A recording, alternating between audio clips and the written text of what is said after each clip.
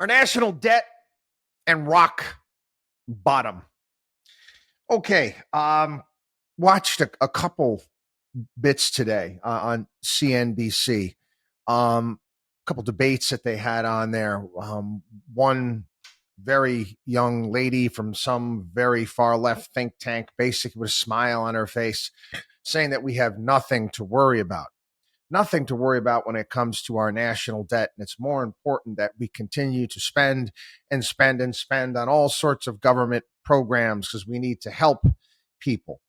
And on the other side was this other young gentleman who, again, was kind of thrown off by just how ridiculous her statements were, but really couldn't respond in any sort of coherent manner.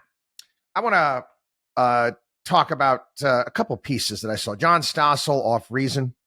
The national debt is so high that every American essentially owes $100,000 right now. Every American. I'm talking babies. You're born today. Congratulations. You owe about $100,000. And, you know, what's interesting about this is that neither of the leading candidates give a damn. None of them give a damn. Okay. Biden was bad. I mean, you talk about bad here. Again, $1 trillion. We're increasing our national debt by $1 trillion every 100 days. Donald Trump increased our debt by $8 trillion. And you can go and you can talk about all of our stupid, endless wars and George W. Bush. We can go on and on and on and on and on. But that's the reality that nobody really wants to pay attention to. It was funny. They talked about the 2017 Trump tax cuts and how supposedly it blew this big hole in the federal budget. That's what the left and Democrats are telling voters. You actually take a look. The Congressional Budget Office put out a 10-year forecast. The problem's not the taxes, folks. It's the spending. The CBO is saying that the budget deficit is going to be around $2 trillion. That's $400 billion more than just they forecast this past February, for crying out loud. $300 billion more than last year's deficit. Now, again, the Journal points this out today and how unprecedented this is when the economy is growing and defense spending is nearly flat. The deficit this fiscal year will be 7% of GDP, which is more than during some recessions. And the CBO saying it's going to be high for a long time. The total over the next decade is now expected to be $21.9 trillion. It was $19.8 trillion this past February. But hey, who the hell cares? Trillion here, trillion there. Doesn't even matter anymore. You're talking about the debt, but 122.4% of GDP in 2034 from 97.3% last year. Again, I can go further into all numbers, and I've done it before here on the program. People can talk about, well, you know, we got to have higher taxes. Well, now let's say, no, we need to cut spending. Yep. Anyway, I don't know what percentage of GDP you want taxation to be, but we're not low by any stretch of the imagination, but close to 17%. It's suspending, folks, suspending. And it was interesting. They had a, what's his name there? It was Altman, fund manager on CNBC today. And he used to work for Bill Clinton. And he basically threw his hands up in the air saying nothing's going to be done. There's no political motivation. That's how pathetic this is. Okay.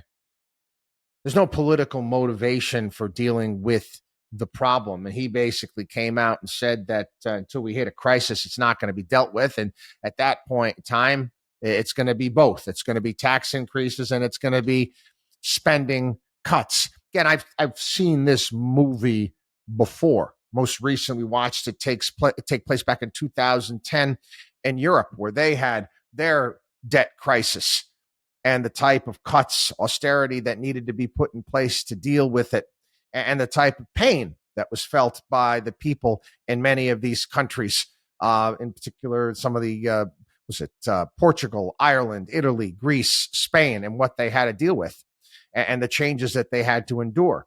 I'm telling you, it's coming. Okay, it's not a matter of if; it's a matter of when.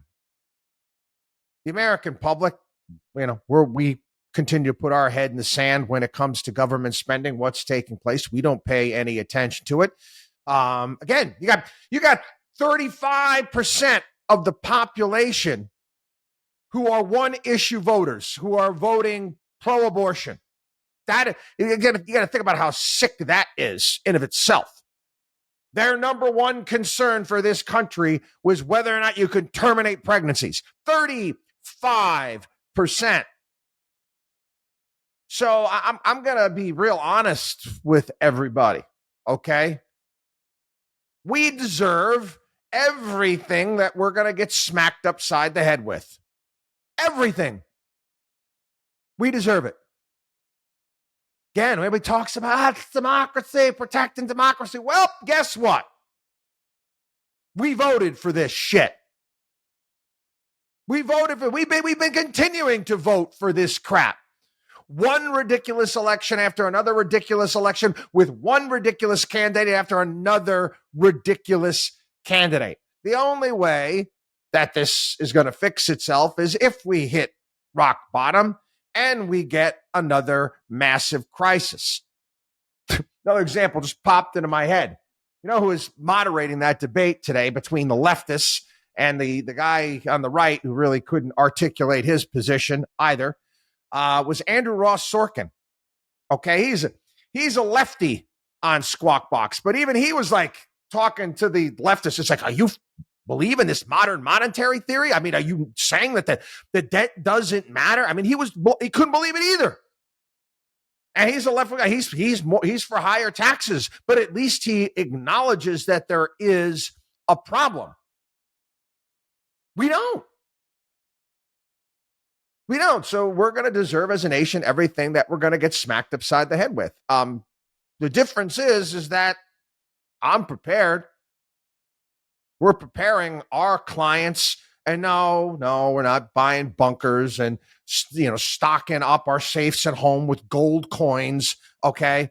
No, that's not how this is going to go. I mean, you get a debt crisis here in the United States, without a doubt, there's going to be all sorts of tumult that we of course, there'll be market disconnects, but corporate America is what makes this country strong. Business is what makes this country strong, not government.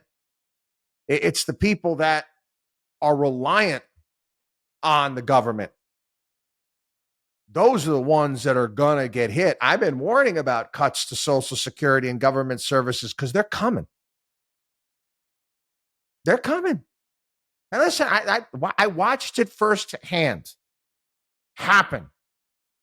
I gotta be honest. It happened to members of my wife's family over in Greece. Again, all of a sudden, their government pensions were cut and cut big time. No money. And that's exactly what transpired. And that's what will transpire here. People say, oh, well, we can, again, modern monetary theory, we can just print more money. Yeah. You know what that will do to the dollar? That would do for inflation?